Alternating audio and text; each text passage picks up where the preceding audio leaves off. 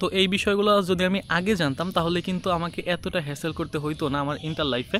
But আমি যেহেতু অ্যাডমিশনে comeback দিছি, বাট সবার পক্ষে তো আসলে অ্যাডমিশনে কামব্যাক দেওয়া সম্ভব হয় না। তো আসলে এই বিষয়গুলো তোমরা চাইলে মানতে পারো। তো দেখো, প্রথম কথা, আমরা যেহেতু বাড়ির বাইরে যাচ্ছি, সো এখানে কিন্তু আমাদের দেখার মতো বা আমাদের গাইডলাইন করার মতো কেউ থাকবে না।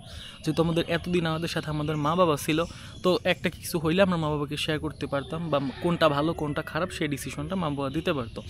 আবার আমাদের যে একটা রেস্ট্রিকশনের মধ্যে ছিলাম, যেটাকে পারিবারিক রেস্ট্রিকশনও তুমি বলতে পারো। বাট আমরা যেহেতু এখন অনেকেই বাইরে চলে যাচ্ছি, সো সেই ক্ষেত্রে কিন্তু এই পারিবারিক রেস্ট্রিকশনটা থাকে না। তো এইটা কিন্তু খুবই একটা বড় ইফেক্ট ফেলে। লাইক আমার ক্ষেত্রেও যদি আমাকে এই বিষয়গুলো আগে কেউ বলতো, তাহলে কিন্তু আমি ইন্টার লাইফে আমি যতগুলো আমার বাজে সিচুয়েশন গেছে, এতগুলো কোনো দিনও খারাপ সিচুয়েশন আসতো না। সো এইটা প্রধান কথা, যে তুমি যেহেতু বাইরে গেছো, সো তোমাকে তেমনভাবেই নিজেকে প্রিপেয়ার করতে হবে যে আসলে ভাই, যেহেতু এখানে কেউ দেখতেছে না, আমাকে নিষেধ করার মতো কেউ নেই, সো বাজে কিছু কাজ করা যাবে না। যেমন এখানে তুমি সারাদিন যদি ফোন চালাও বা মোবাইল চালাও, তাহলে কিন্তু কেউ তোমাকে বলতে আসবে না।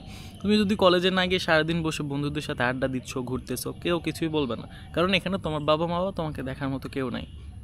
তো এই বিষয়টা নিজেকে মাইন্ড সেট আপ করতে হবে, কারণ এইচএসসি পরও যদি তুমি একবার গ্যাপ দিয়ে দাও, তাহলে কিন্তু ভাই ওই গ্যাপটা তুমি আর কোনোদিনও রিকভারি করতে পারবে না। আমার এখন কথা শুনে তোমরা অনেকেই হয়তো বা তোমাদের হাসি পাবে যে বিষয়গুলো আসলে কেমন এমন, কিন্তু তোমরা আসলে ওই ঠিকই যখন তোমরা ওইখানে পৌঁছাবা, তো তখন বুঝতে পারবা। সো আশা করতেছি ব্যাপারটা বুঝাইতে পারছি। যেহেতু তোমরা বাড়ির বাইরে যাচ্ছ, সো যেগুলো এখানে বা ফ্যামিলিতে রেস্ট্রিকশন ছিল, সেইগুলোই তোমরা মেনে চলার চেষ্টা করবে। 2 নম্বর যে বিষয়টা আমাদের জন্য খুবই বড় ইফেক্ট ফেলে, সেটা হচ্ছে আমাদের রিলেশনশিপ। তো দেখো, ইন্টারে উঠে প্রায় 60% স্টুডেন্ট দেখা যায় রিলেশনশিপে জড়িয়ে পড়ে। বাট এই ইন্টারমিডিয়েটের রিলেশন জিনিসটা আসলে খুবই খারাপ। দেখো, আসলে যদি অনেকেই ভাবে যে আসলে যদি আমরা গ্রুপ স্টাডি করি বা এই টাইপের কাজগুলো করি, তাহলে মনে হয় আমাদের পড়াশোনা ইফেক্ট আসবে না। কিন্তু দেখা যায় দিন শেষে আসলে তুমি যেই ভালোর উদ্দেশ্যেই করো না কেন, সেটার ফলাফল অনেক খারাপই হয়ে যায়। তুমি তাকে টাইম দাও বলো, চ্যাট করো বলো, সোশ্যাল মিডিয়াতে টাইম স্পেন্ড বলো, এগুলো কিন্তু ওভারঅল অনেক সময় ওয়েস্ট করে, যেটা হয়তো তোমার এখন বুঝবে না, কিন্তু অ্যাট আ টাইম পরে গিয়ে ঠিকই বুঝতে পারবা। আবার অনেকে দেখা যায় যে অনেক মেয়ে ফ্রেন্ড বানিয়ে ফেলে। আসলে দেখো, ব্যাপারটা হচ্ছে যে মেয়ে ছেলে উভয়ের ক্ষেত্রে এই দুইটা বিষয় ইগনোর করা উচিত। তারপর তো ইন্টার লাইফে সব থেকে বড় একটা ইফেক্ট হচ্ছে এই রিলেশনশিপ এবং মেয়ে। সো এই পাল্লায় ভাই কখনোই পড়া যাবে না। তুমি ইন্টার পাস করে অ্যাডমিশনে যাও, ইউনিভার্সিটিতে যাও, তখন তুমি নিজে ম্যাচিওর, তখন ব্যাপারটা বুঝতে পারবা। বাট কলেজ লাইফে ভাই এটা সবসময় ইগনোর করা উচিত, যে অ্যাটলিস্ট আমি রিলেশনশিপে যাব না, মোটামুটি একটা রেগুলারিটি পড়াশোনার মধ্যে থাকবো, দেখবা তোমার কলেজের পরীক্ষাগুলো ভালো হবে, এইচএসসি পরীক্ষা ভালো দিতে পারবে এবং অ্যাডমিশন পরীক্ষাটাও খুব ভালো হবে। তো আশা করি ব্যাপারটা বুঝাইতে পারছি। নারী ভাই তোমার লাইফ থেকে মাস্ট মাস্ট মাস্ট বাদ দিতেই হবে। 3 নম্বর আমাদের ব্যাপারটা, সেটা হচ্ছে আমাদের পরিবেশ। আমরা কেমন পরিবেশে এখন আসি, যেহেতু বাড়ির বাইরে আসি, সো সেই পরিবেশটা তোমার জন্য ভালো হইতে পারে, খারাপও হইতে পারে। খারাপ কীভাবে হবে, দেখো, তুমি যে পরিবেশে আসো, মনে করো তোমার সাথে 2টা ফ্রেন্ড আছে, সেই 2টা ফ্রেন্ড না পড়ে সবসময় তারা ফোন চালাচ্ছে বা কোথাও ঘুরতে যাচ্ছে, এবং এমন সময় ঘুরতে যাচ্ছে তোমাকে ডাকতেছে, তো তুমি তাদের কিন্তু না করতে পারবে না যে না আমি যাবো না, তোরা চলে যা।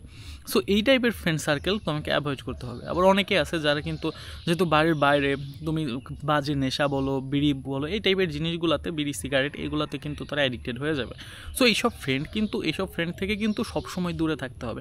মনে রাখো, তুমি যদি একটা ভালো সুশীল পরিবেশ পাও, সেখানে কিন্তু তোমার মানিয়ে নিতেও সুবিধা হবে, প্লাস তুমি সেখানে পড়াশোনা করেও কিন্তু একটা মজা পাবা, যে মজাটা তুমি যদি একটা বাজে জায়গায় থাকো বা এমন একটা ফ্রেন্ড সার্কেলে থাকলা যারা কখনো পড়াশোনা নিয়ে আলাপ আলোচনাই করে না, অন্যান্য বিষয়গুলো নিয়ে কথাবার্তা বলে, তো তাদের থেকে আসলে সবসময় দূরে থাকা উচিত। সো এই ব্যাপারটা তুমি নিজেই বুঝতে পারবা কেমন এনভায়রনমেন্ট তুমি চাও। এখন তুমি যদি ভালো হইতে চাও, তোমার জন্য অনেক স্কোপ আছে, আবার যদি তুমি খারাপ হইতে চাও, তাহলে অনেক স্কোপ আছে। এখন তোমরা অনেকেই কিন্তু অনলাইনে পড়াশোনা প্রায় শুরুই করে দিয়েছো। সো এখন থেকে চেষ্টা করবো একটা রেগুলারিটি মেনটেন করে পড়াশোনার, যে আমি একদিন 14 ঘন্টা পড়লাম, বাদ বাকি 3-4 দিন বাদ দিলাম। এই মেন্টালিটি রাখা যাবে না। তুমি প্রতিদিন দরকার হলে 14 ঘন্টায় তুমি একদিন 5 ঘন্টা করে পড়ো, বাট তুমি একটা রেগুলারিটি মেনটেন করে চলবা। আশা করতেছি বুঝতে পারছি। আর ইন্টার লাইফ খুবই হার্ড ওয়ার্ক তোমাকে করতে হবে, অনেক ডিপ্রেশন আসবে, তো সমস্যা নেই, ডিপ্রেশনগুলো তুমি এক সাইডে রেখে আশা করতেছি তুমি করতে পারবো, সমস্যা নেই। যেহেতু তোমরা কলেজ লাইফে উঠলা, অনেক কিছু তোমাদের ত্যাগ করতে হবে, আবার অনেক তুমি কিছু আছে যেগুলো পাবা, যেগুলো এসএসসি লাইফে পাও নাই। বাট আমি যে 3টা পয়েন্ট বললাম, এই 3টা পয়েন্ট তোমাকে মাস্ট করতেই হবে। আর একটা জিনিস হচ্ছে, সেটা হচ্ছে আমি কামব্যাকের যে ব্যাপারটা, আসলে কামব্যাক অনেকেই দিতে পারে, অনেকেই দিতে পারে না। তো যারা দিতে পারে না তাদের পরিস্থিতি এত ভয়াবহ হয় তুমি নিজে কল্পনাও করতে পারবে না। তোমরা কলেজে আসলে বুঝতে পারবে যে আসলে বিষয়গুলো কেমন। এই টিপসগুলো মোটামুটি তোমাদের জন্য ছিল, যদি পারো ভাই বড় ভাই মনে করে ফলো করো। অ্যাটলিস্ট আমাকে যদি কেউ তখন সাজেশন দিত যে এই বিষয়গুলোতে মানে অ্যাভয়েড করা উচিত, তাহলে আমি কোনো দিনে এই বিষয়গুলোতে অ্যাভয়েড করতাম। লাইক আমি এই বিষয়গুলোতে কোনো দিনও জড়াইতাম না, অ্যাটলিস্ট নিজের বাস্তব এক্সপিরিয়েন্স থেকে বলতেছি। সো তোমরা চাইলে বিষয়গুলো মানতেও পারো, কেউ চাইলে অ্যাভয়েডও করতে পারো, তোমাদের ইচ্ছা। তো আজকের মতো এইটুকুই ছিল। যে ভিডিওটি ভালো লাগলে ভাই চ্যানেলটিকে সাবস্ক্রাইব করে দিতে পারো, পাশে থাকে বেল আইকনে ক্লিক করে দিও।